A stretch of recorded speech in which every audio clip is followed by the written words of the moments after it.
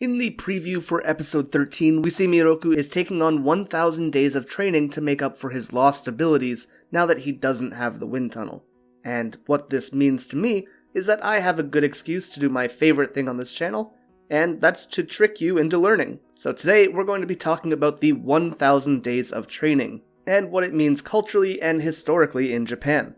If you enjoy this video, remember to leave a like and subscribe to the channel to stay notified for when I upload more content. You can also support me over on Patreon through the link in the description. With that all being said, let's talk about what might be one of the most dangerous and challenging practices in the world. So from Miroku's very introduction into the series, we see him in the role of a traveling monk, and more specifically, his character is influenced by the monks of Mount Hiei, sometimes called the Marathon Monks because of their 1,000-day pilgrimage. Miroku's new journey sees him seeking to attain divine power, and while it isn't like these monks were able to gain some kind of superhuman ability, this was considered a quest for enlightenment which parallels Miroku pretty well. And while I said they wouldn't gain any superhuman abilities, simply completing the practice is something that goes far beyond what any ordinary person can imagine.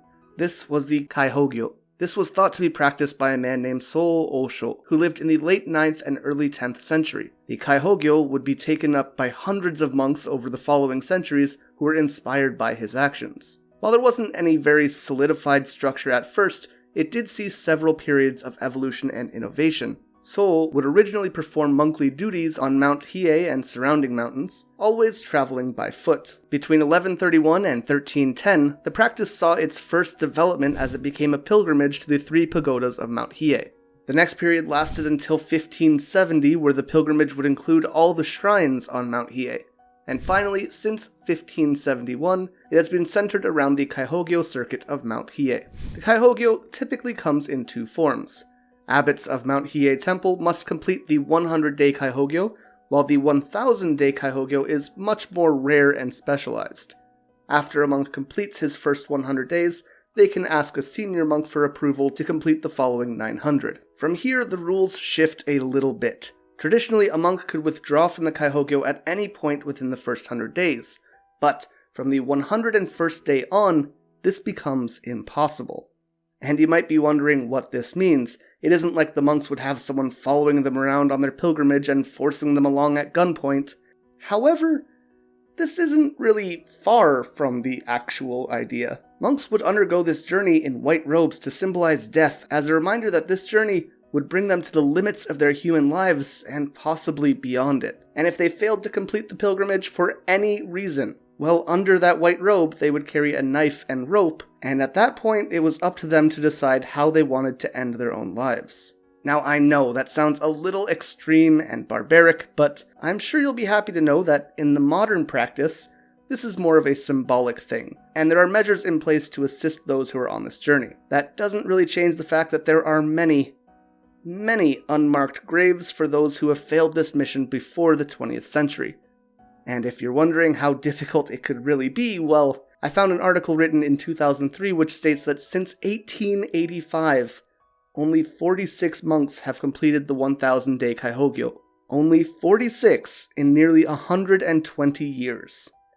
So with all that being said, let's talk about what the 1,000-day Kaihogyo actually entailed. Now to start at a baseline, monks would have to spend a total of 12 years on Mount Hiei, vowing a life of celibacy and sobriety, which also included training in meditation, calligraphy, and performing general temple duties. Then we get to the pilgrimage. Firstly, this was not a 1,000-day consecutive challenge. It instead took place over 7 years.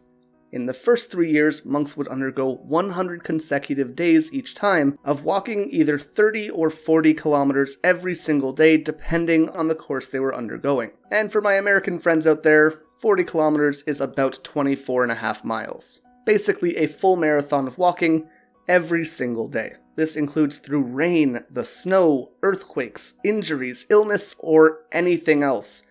And like I mentioned before, if any of this was not completed for any reason over these 100 days, either the knife or rope would historically come out.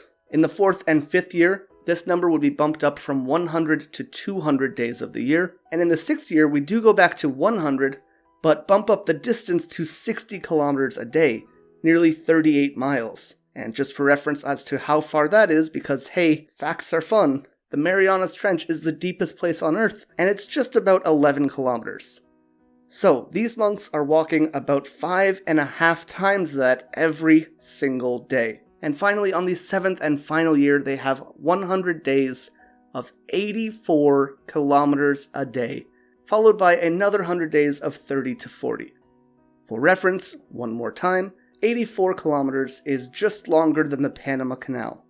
They are quite literally walking a double marathon every single day, and all of this totals out at about 46,000 kilometers over 7 years. More than walking around the equator would be by a long shot. There's a short documentary that you can find on YouTube about this called The Monks Risking Death on an Extraordinary Journey, which mentions how marathon runners will go out and try the Kaihogyo, but they just can't keep up, with many of them saying it's impossible beyond a week. But of course, the pilgrimage isn't all that the monks have to undergo. In the 5th year, there is also the doiri, or the entering of the temple. Believe it or not, it isn't the walking so much as this that is most daunting to most monks. And that's because for 9 days, they must go without food, water, sleep, or any rest of any kind, as they sit and recite a mantra constantly. They'll have 2 monks accompanying them through this, who sit on each side of them, and try to ensure that they stay awake for the entirety of this period. The only time that they can pause from this is at 2 a.m. every single night, when they have to go fetch water from a well a few hundred meters away, with this taking a few minutes at the start of the 9 days, and up to an hour due to exhaustion by the end of it. This is a grueling challenge and can often be deadly. That said, it was super interesting to learn about, so I hope you guys enjoyed it as much as I did. I'm sure Miroku would be able to manage most of this pretty well, however, the real struggle would be the celibacy for him. Maybe that's why Sango was praying at the grave. I know a lot of people were theorizing that one of her kids passed away, but by the looks of it, maybe it was their sex life that died. With that being said though, if you enjoyed this video, remember to leave a like and subscribe to the channel, as well as ring that bell so you can be notified when more content comes out. And finally, as always, a big thank you to our patrons for supporting the channel, with a big thanks going to our Dai Yokai Miasma and Ikerochu, our Yokai Lucifina Akuma, and our Hanyo Jasmine Morales, Michael Greco, Nega Kitty, Simon Electric, Anthony Hogan, Brunette Thrasher, and Randy Moseyman. Thank you guys so much for watching, and until next time, remember to stay excellent.